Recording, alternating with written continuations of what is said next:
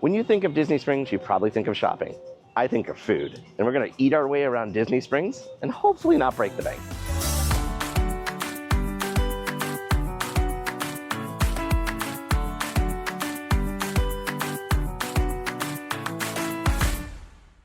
Hey guys and gals, this is Mikey here from A to Z Thrills and Beyond. And as a former Disney cast member, I'm gonna show you my favorite hidden gems here at Disney Springs. We're gonna eat our way through Jacques Lindsay's Hangar Bar, some of the kiosks including a possible pretzel and churro, even to my favorite, Yasake. Yasake is a healthier alternative for a great lunch here at Disney Springs. So come on and join me.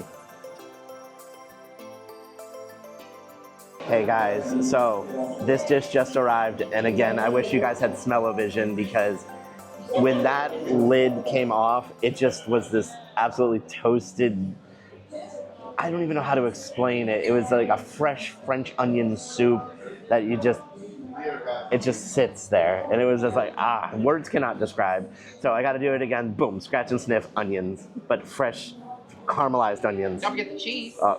Put some cheese on there too. There we go. All right, cool. Cheesy onions. All right, so.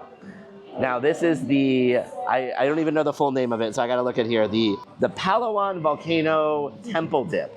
This is basically a French onion soup in dip form. So it is Gruyere cheese sauce with caramelized onions and toasted cheese on the top here with crostinis or French onion French bread. So it is seasoned. There was a very big sprig of rosemary on the top here, and that was a lot of the smell. I love fresh herbs like this, so that smell drives me absolutely crazy with food. And apparently there's a special event for Snickers, Satisfy That Hunger, right next to us here. So we apologize in advance if we're going a little quick because we don't want to get some of that music in the background here. But let's dig in. So, like a French onion dip, that look at it. Oh my God! I'm gonna get this little. I kind of want some. Oh, there it goes. Gotta get some of that cheese. Yeah, gotta get some of that on there. All right. This is gonna be messy, and then gosh, we have these washcloths, courtesy of Indiana Jones. There we go. Anyone who doesn't know, Jacques Lindsay's Hangar Bar is based off of Indiana Jones.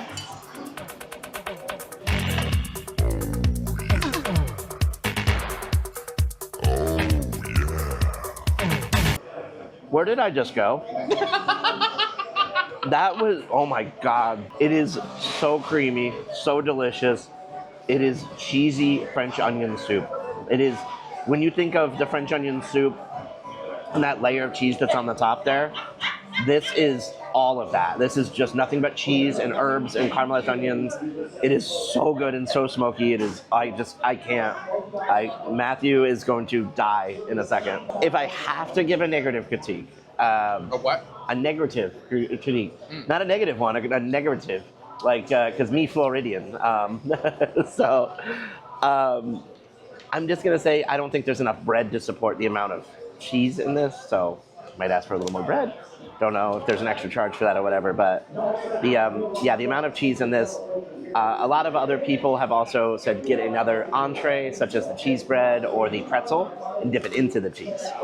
So a lot of people have, expressed interest in that, and it's not a bad idea because a pretzel in this cheese, I think, would be just over the top. Like, this is just the start of our day. So this is the tip of the wing of the plane, per se, at Jacques Lindsay's Hangar Bar. So, we'll see what comes next. So one of my favorite restaurants here at Disney Springs is Wine Bar George. But that's a sit-down restaurant, and we're kind of in a hurry today. So what can we do? Well, there's a little stand right outside of Wine Bar George called The Basket, where you can get some of your favorite Wine Bar George appetizers, including the crispy mac and cheese bites and the meatballs with polenta. With polenta, yes. Yeah.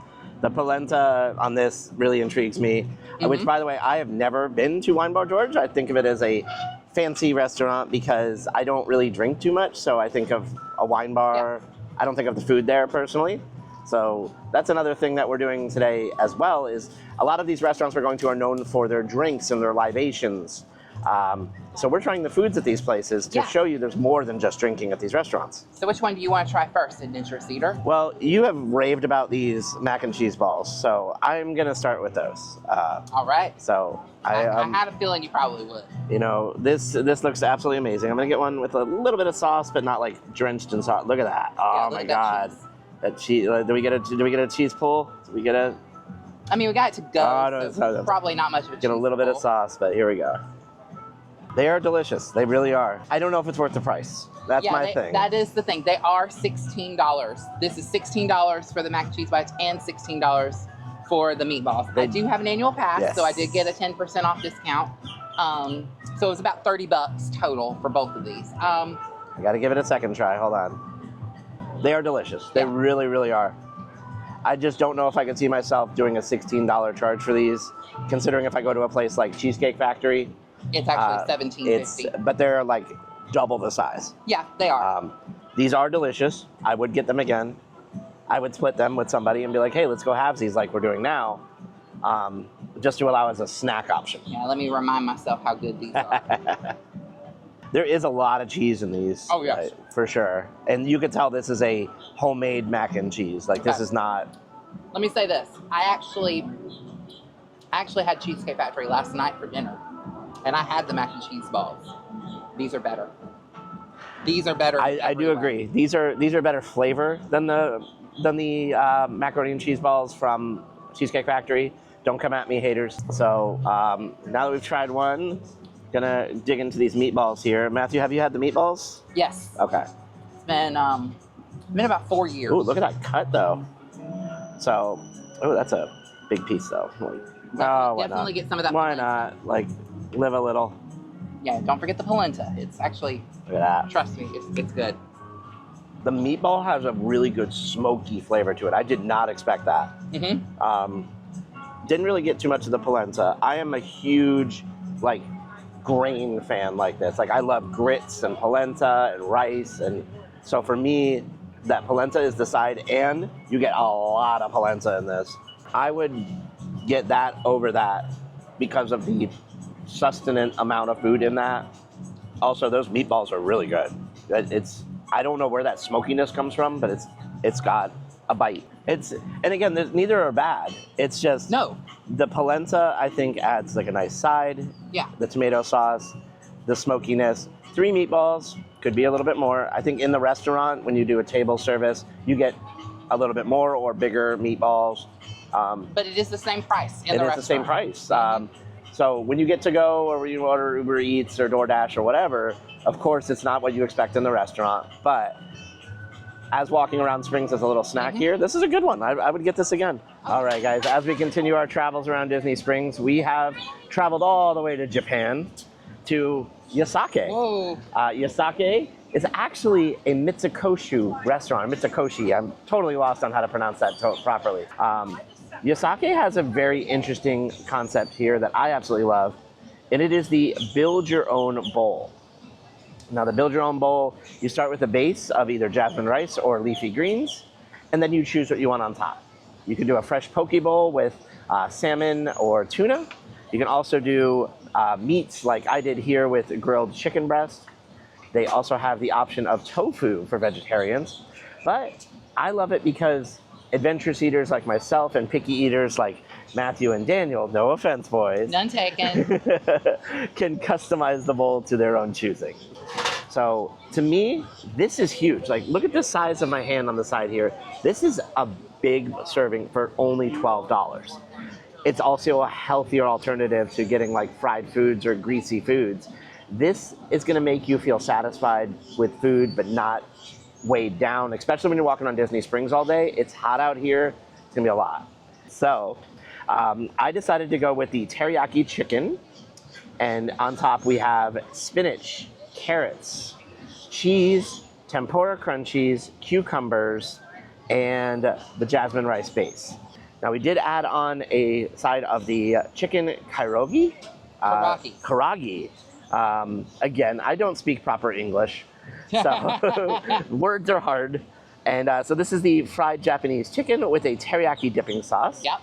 We got this because it looked interesting, so I say let's start with that. $7 as well. $7, a little on the pricey side for the portion. It's good. You know, let's start with a small piece here. Let's see. It is definitely a dark meat chicken, like a chicken thigh. Which is my favorite. For me, these, and you know, no tea, no shade here. These remind me of the old chicken McNuggets. Oh. That's a good thing in my eyes because I liked when they had the white meat and the dark meat chicken nuggets mixed together. This is delicious. It's not very hot. It has been sitting for a little bit because we were waiting for the bowl to come out. But other than it not being hot, I would get these. Without sauce, that is an old school dark meat chicken nugget, and I love it. As you can see, like I said, this goes deep.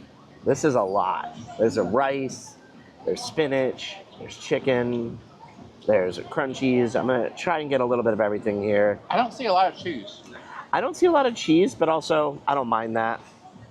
Very light, very refreshing. Almost like a salad with the spinach in it. I think it is the same teriyaki sauce, but with more things to kind of contrast it. That is true. I don't taste it as much. Yeah, grab some of the chicken, maybe a little rice. I want some chicken, I want rice, I think I got some cheese. I don't really want spinach, no offense. No offense to you leaf eaters out there. Hey, I mean... Not for me. I'm a Popeye fan, sorry. Okay, that's good. Let me get some more of these little crunchies. Yeah, the tempura crunch just adds this like little effect on the top of it. It's just little fried like tempura balls, and they're really good. Yeah, if it were me, I would get one with just the chicken, the sauce, cheese, rice, and the crunchies. Yeah, and rice. And rice. Well, yeah, but the base of rice. Yeah. Yeah, that is really good. The chicken is really good. It's very moist. I think that's one of the advantages here is you can customize it, and they're not going to penalize you for doing that either. So no, there's no limit. If you $12, you can put whatever you want. But I'm going to get to this bowl here because we may have some dessert coming up soon if we have some room. We'll see what happens.